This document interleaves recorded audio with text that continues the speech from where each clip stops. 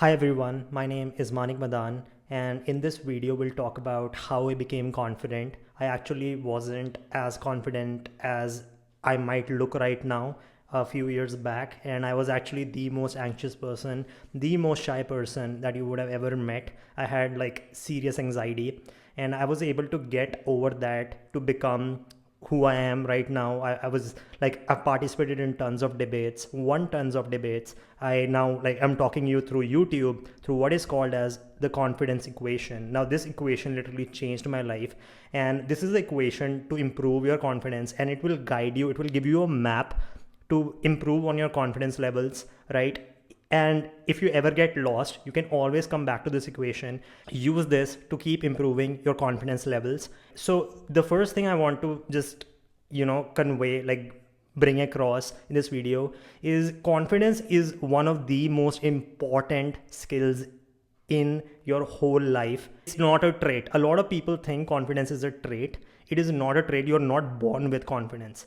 A lot of people, they might look confident from the start, and like they are because of some kind of reinforcement from their parents. There was positive reinforcement in their childhood that led them to become confident. But with a lot of us, we are not lucky like that. But there is still a way, right? People aren't born with confidence.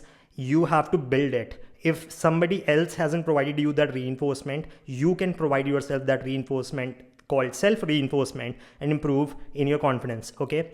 So why confidence? Why do you need it? The first reason you need confidence is because it boosts your communication skills. So just see the difference between these two sentences. The first sentence is by a person who's not confident. The second sentence is by a person who is confident. So, hey, my name is Manik. First sentence. Second, hey, my name is Manik.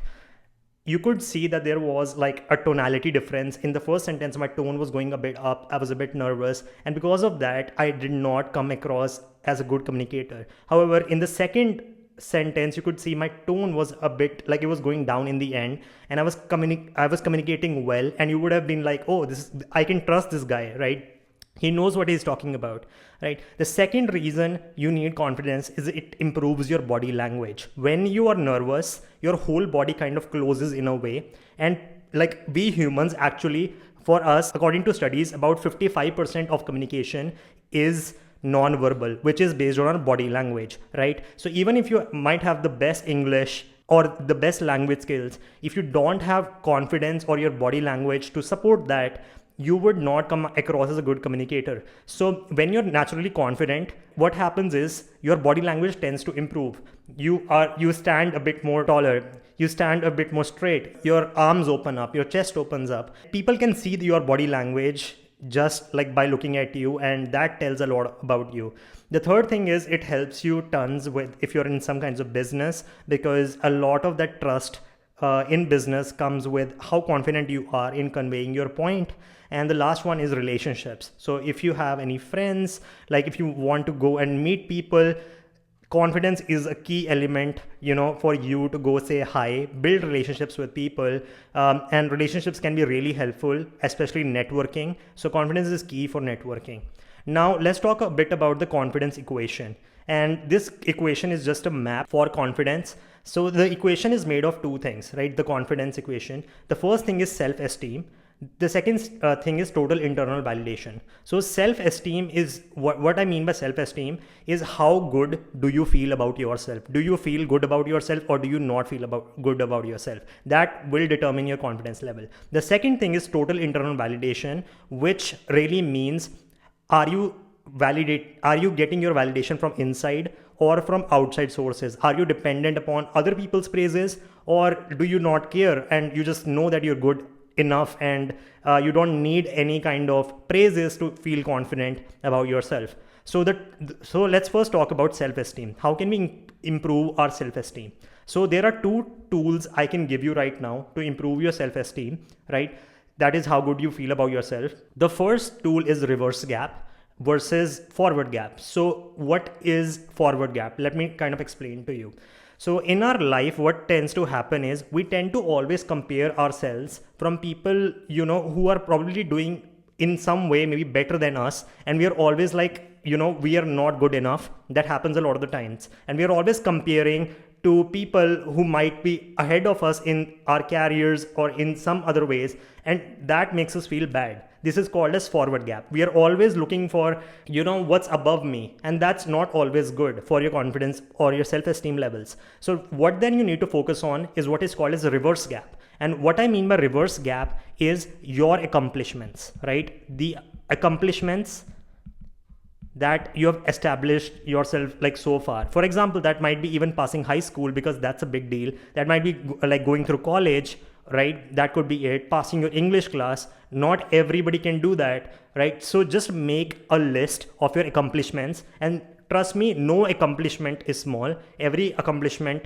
is big, and you should be happy for that. And just get a document and write all your accomplishments in that. If you ever feel like, low about yourself, just look at your accomplishments, how far you have come. Because trust me, my friend, if you're looking at me and we're talking about this right now, you've come pretty far, and there are accomplishments you should be proud of, and I'm proud of you for that. The second way to improve our self-esteem is gratitude. I actually have a gratitude journal where I write 3 things about my personal life that I'm grateful for, 3 things in my professional life that I'm grateful for, and 3 things in like me that I'm grateful for. For example, in my personal life, so when I wake up, I talk about, okay, how good the coffee was. I'm so happy. Second, I got to live today. That's amazing, right? Third, I have a house where I can sleep. That's amazing. Okay. Professional life, I talk a bit about, like my career in medicine, how far I have come. And I'm so proud of that. I write about that.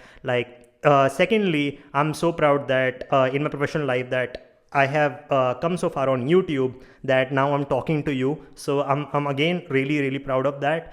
In my professional life, I built 2 courses which people take all over the world, which is again amazing. So I talk about that and I write about that I'm so happy that happened. The third thing I write about is myself, gratitude about myself. And here what I would like, my advice to you is to talk a bit about your imperfections and be happy about your imperfections. For example, if you look at me, I don't have the most symmetrical nose, but what do I do? In my gratitude journal, when I'm talking about myself, I actually thank God that I have gotten this nose, because that makes me different from other people. And that's an identifying feature in me, right? And it's beautiful. Even though like it might not be the most symmetrical thing in the world, but asymmetry is what makes it beautiful. I don't have the best jaw alignment in the world. My jaw isn't totally central. If you look at this, it's a bit deviated. Again, I'm thankful for that, because that makes me different and I'm happy about it. Like wearing specs again is not something I feel bad about. I actually feel really good about it, because I just tell myself, because people who wear glasses tend to look smarter. So talk about that, right? And just talk about your imperfections and why you are really, really grateful for them. And that will help you a lot. And try to do this daily. I do this daily. Write this down in my gratitude journal. So that's something that can help. The second part of the confidence equation. So we've talked about the first part. The second part of the confidence equation is total internal validation. And what I mean by total internal validation is resilience to external validation. What happens a lot of the times as, especially with me on YouTube, as I came on YouTube, I got a lot of praise where people were thanking me, and then a lot of criticism where people were like, why don't you get a nose surgery? Like, cause, before you get, practice medicine, go get a nose surgery. And people were very mean to me. The thing that happened was, as I went towards the praise, as I was like, oh my God, people are praising me. And I also and I felt good about it. I also became vulnerable to criticism, which was and negative comments that I didn't really deserve, about my personality. And this is what I'm talking about. You have to be resilient to both praise and criticism. You should not depend upon external sources of validation where people are praising you and that makes you confident and feel good about yourself. You should try to shut that off, both praise and criticism. Because if you go towards praise, if you're validating yourself based on praise, you're also gonna feel bad when you have that criticism. So the way to get past all of this is just to put yourself out there and understand that, in the end, all these things don't really matter. What truly matters is internal validation. How good do I feel myself, about myself? So put yourself out there and don't take rejections personally. Don't take negative comments personally. If somebody is commenting something bad about you, trust me, a lot of the times it's about them, it's not about you. A lot of people project their own insecurities on you to make you feel bad, and you should not bother about that, and just try to give them some love. Try to that's what I do, give them some positivity, write something positive about them, and that's it. But don't take any kinds of negative comments, rejections personally. It's not all of that. And there's another thing is like, how do you avoid narcissism? That's a question I like get all the time. So if you get similar criticism over and over again, right? And I'm not talking about getting a nose surgery or something like that. All I'm talking about is criticism, maybe in terms of your attitude, in terms of your behavior, and it's repeating over and over again. You should think about it, because that might be constructive criticism, right? Maybe the way you're talking might be condescending, right? Maybe, I'm not saying it is, maybe sometimes it is. Like, it happens to me a lot of the times. And so when I get that over and over again, I'm like, then I go inside, think rationally, was I being like that? And if I was, I'll try to correct it. If I wasn't, I will shut that off, right? So that's what I would say. So in other words, the way to achieve total internal validation is just put yourself out there. Go take part in competitions, go to debates, go to fests like across your college. Go put yourself on YouTube, on social media, and talk about yourself, your cause. And if you get negative comments, just ignore them. Keep going forward. Remember, what matters is total internal validation. External validation truly does not matter, right? And when you put yourself out there, what would also happen is you'll develop tolerance to anxiety. So what happened to me was, like, for the first time, was when I was participating in my first debate, I literally screwed the whole debate up. And that was not like, what I expected. But as I kept on like participating in debates, in fests, like doing public speaking, I actually started developing tolerance to anxiety, because the more I started putting myself out there, the more tolerant I became. And anxiety just like seemed like excitement, because I also tried to reframe and think about it as excitement. And because of that, I became tolerant to it. I don't feel it as much as I used to. But I do still feel it a bit, but I kind of reframe that as excitement. My last tip to you would be fake it till you make it. If you have read Atomic Habits, he has a very good line, and that line is about, like, if a person wants to quit smoking, they could, like, when they are offered, let's say, like, they've quit smoking for a while, right? If they're offered a cigarette, they could go like, A, I don't smoke cigarettes. Second, they could be B, I'm not a smoker, right?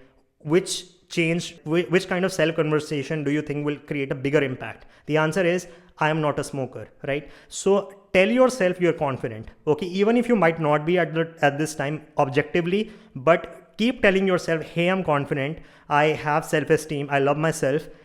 And tell yourself that every day. This will kind of make a deep identity level change in you. And it's okay to fake it till you make it. And trust me, you will make it. So the universe gives you who you are. So if you believe you're confident, you will tend to like do things in accordance with that, right? And with time, it will become real. So that's my take. So guys, like and subscribe if you like this video. Let me know in the comments if you want to watch something else. Thanks for watching.